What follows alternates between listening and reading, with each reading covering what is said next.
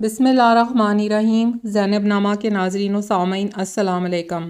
आज हम गामा पहलवान की ज़िंदगी का एक अहम वाक़या बयान करेंगे, लेकिन इससे पहले ये बताते चले कि ज़िंदगी और मौत का सफ़र दिखने में तो कई सालों पर मुहित नज़र आता है, मगर अपनी ही ज़िंदगी पर गौर किया जाए तो एहसास होता है जैसे अभी कल ही की तो बात थी। बचपन और जवानी इस कदर तेज़ी से बीतते हुए महसूस होते हैं जैसे हवा का झोंका हो या बिजली की कूंद कि बस पलक झपकी नहीं और सब पर लगाए उड़ गया।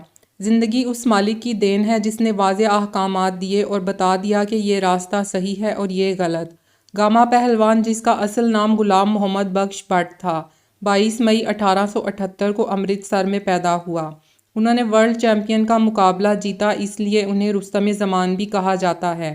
वो कदीम फ़न्ने पहलवानी के बानियों में से थे। उनका कद 5 फुट और 7 इंच था। गामा के बड़े भाई इमाम बख्श भी मशहूर पहलवान थे। ताल्लुक़ कश्मीरी ख़ानदान से था। अब बात करते हैं कि गामा की वो वसीयत जो पूरी ना हो सकी। दुनिया के किसी भी शाह सवार से शिकस्त ना खाने वाला कोहे गिरां रुस्तम ज़मान गामा पहलवान 23 मई 1960 की सुबह मौत से शिकस्त खा गया।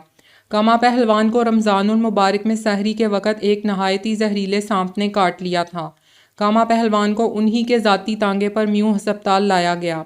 ये एक बहुत ही जहरीला सांप था और किसी आम आदमी को काटता तो वो फ़ौरन ही लुक़मा अजल बन जाता, मगर गामा पहलवान इस सांप के जहर से भी बच गए। सेहतयाब होने के बाद गामा पहलवान ने कहा कि सांप ने दांत मेरे पाँव में गाड़ दिए, लेकिन मैंने पूरी ताकत से उसे ज़मीन पर रगड़ा तो ये अलग हुआ और मुझे यूं लगा जैसे मैं जलते तनूर में गिर गया हूँ। गामा पहलवान उस वाक़ये के 12 साल बाद तबई मौत का शिकार हुए। उनकी वसीयत के मुताबिक उन्हें पीर मक्की के मज़ार अहाते में दफन किया जाना था। पीर मक्की के सहन में कब्र की खुदाई शुरू हुई तो एक मजावर खातून ने डिप्टी कमिश्नर को दुहाई दी कि कुछ लोग पीर मक्की के सहन में ज़बरदस्ती कब्र बनाने जा रहे हैं, जिन्हें ऐसा करने से रोका जाए।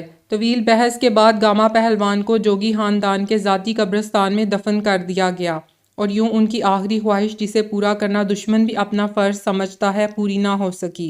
ये तो था गामा पहलवान के आखिरी वक्त का अहवाल, लेकिन गामा पहलवान की ज़िंदगी के और भी बहुत से दिलचस्प पहलू और वाक़यात हैं जिन्हें आने वाली किसी और वीडियो में आपके लिए पेश किया जाएगा। अगर आपको ज़ैनब नामा की वीडियोस पसंद आ रही हैं तो इन्हें लाइक करें, शेयर करें, कमेंट करें और मज़ीद आने वाली वीडियोस के लिए चैनल को सब्सक्राइब ज़रूर करें। शुक्रिया।